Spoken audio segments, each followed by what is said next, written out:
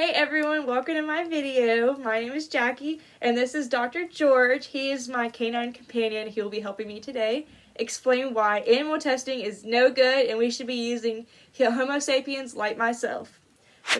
Research has shown that animal testing can take years to complete and up to $2 billion can be spent researching one single compound in animals. The FDA estimates that 96% of animal testing often fails to reach the market because their results are not equivalent to human results. I believe that instead of wasting time and money on an unreliable source, researchers should realign their focus to utilize the human's ability to accurately report side effects, receive monetary compensation, and produce accurate health results, along with technology such as microdoping and organs on chips. My first example on why humans should be used for human research instead of animals is very simple. We are told do not feed your dogs chocolate. Chocolate and caffeine is toxic for the dog's heart and nervous system, which can lead to death. Humans, however, consume an enormous amount of chocolate and caffeine on a daily basis and are doing just fine other than slight nervous system stimulation. Another example I have is by 2010, there were 86 AIDS vaccines successful in monkeys, but 0 of them were successful in humans, and actually some cause increased likelihood of contracting AIDS. Former U.S. Director of National Institute of Health, Dr. Elias stated, "The problem is that animal testing hasn't worked, and it's time we stop dancing around the problem. We need to refocus and adapt new methodologies for use in humans to understand disease biology in humans. Humans have the ability to report subjective symptoms. Subjective symptoms are like nausea or a headache or if you're in any pain. Those are all symptoms that are reported by the person. But if a dog has a headache, they're unable to report these side effects. And the only side effects that are able to be measured are objective side effects, such as a fever or an increase in blood pressure. All of these things, those are objective, and those are the only ones that you can measure in a non-vocal species. I will warn you that my next section is graphic, and it is a sensitive topic talking about animal abuse, so beware. The Pew Research Center found that 52% of Americans believe that animal testing is not okay. 48% believe that it's okay, and a majority of them only believe that because they think that is the only option to research, and they're just uneducated in the topic. And a majority of them believe that if there are other ways to do the research, that they would be against animal testing. So now they'll know, if they watch this video, there are multiple other ways to get research. So each year, over 100 million animals are killed during research in U.S. laboratories. 100 million. That includes dogs, cats, monkeys, ferrets, mice, rats, just multiple millions and millions of animals, and they are kept in the most unhumane way possible. They are kept in tiny little cages, strapped up to walls. Just really sad. I'll be inserting a few photos, so beware. If you don't want to see them, just skip forward. But yes, it's very sensitive, so skip forward if you need to. Hey guys, I just want to jump on and say that these photos are very hard to look at, but I believe that it's important to raise awareness for what these animals are going through for simply no reason at all. I appreciate if you're watching this, so you're more aware, but yes, it's very hard to watch. These animals are held captive and strapped up and cut inside of and are simply not given any comfort measures at all. So yes, I hope this can help raise awareness for you, and you can keep this image in your head for when you are buying products that have been tested on animals. In the medical community, informed consent is a huge part of every aspect, whether you're going into surgery or getting an IV or even having someone give you a flu shot. Informed consent is allowing someone to do something to you after consenting, knowing all the risk, all the benefits, and everything that's involved. Informed consent cannot be given to animals. So I believe that instead of testing on animals, we should be testing on humans who have informed consent. If you're a broke college student, or you're going through a tough time, or you're in debt, there are many options, and I think you should be able to take a medication and undergo experimentation and receive monetary compensation for that.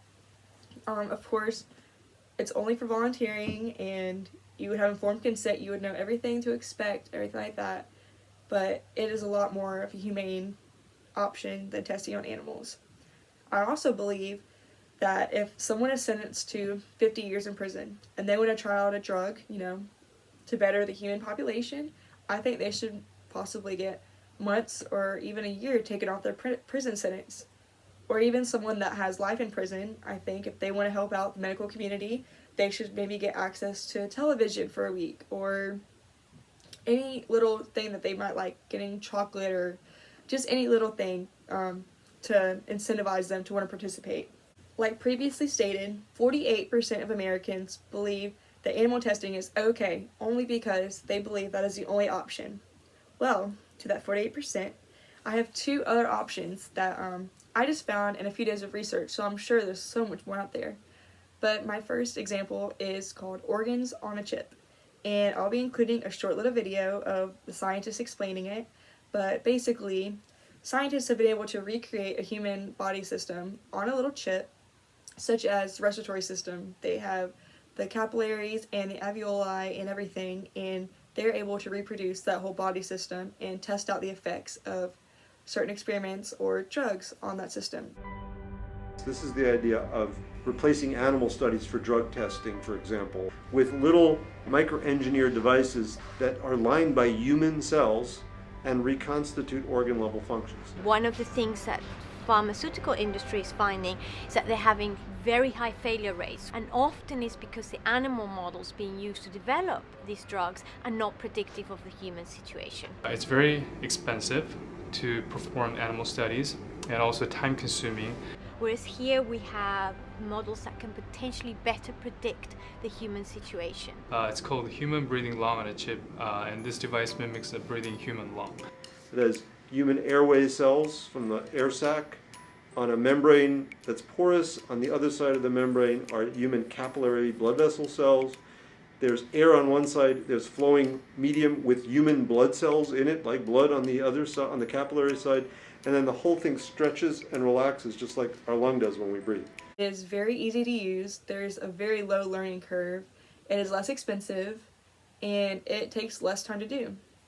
Such organ systems include the lungs, intestine, kidneys, skin, bone marrow, and even the blood-brain barrier, which is a huge topic in medical communities. The blood-brain barrier determines what enters the brain, and this is very complicated for medications. And if you have a virus that's in your brain, it's really important to be able to know what medication will actually be able to cross the blood-brain barrier.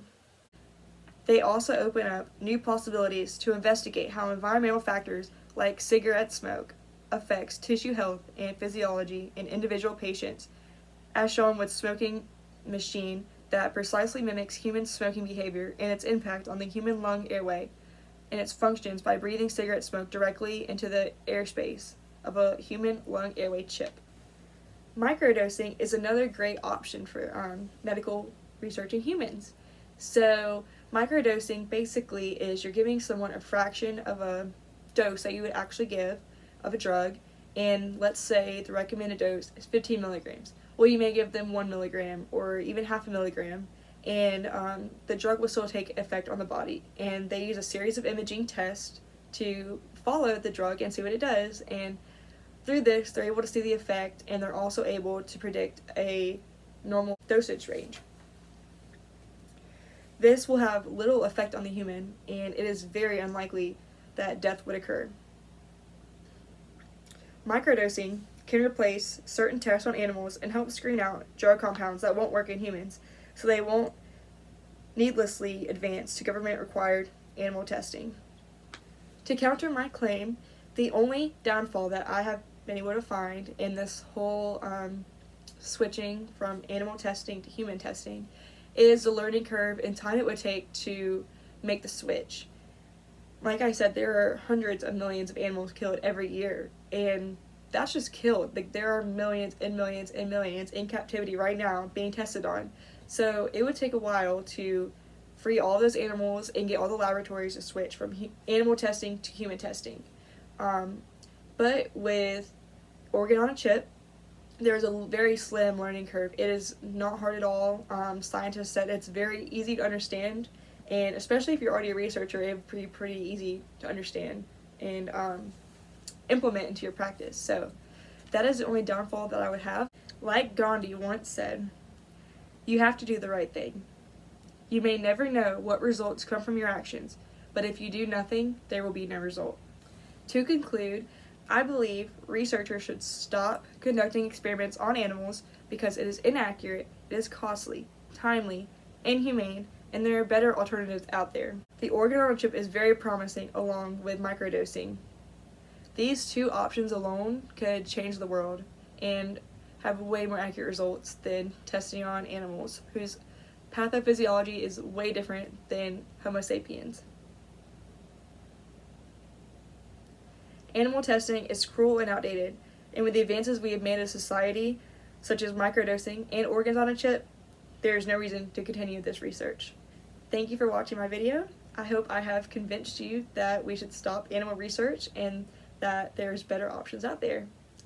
Thank you, and I'll be leaving links to other videos in the description below, and you can sign a petition from PETA and change.org if you agree with me. Thank you.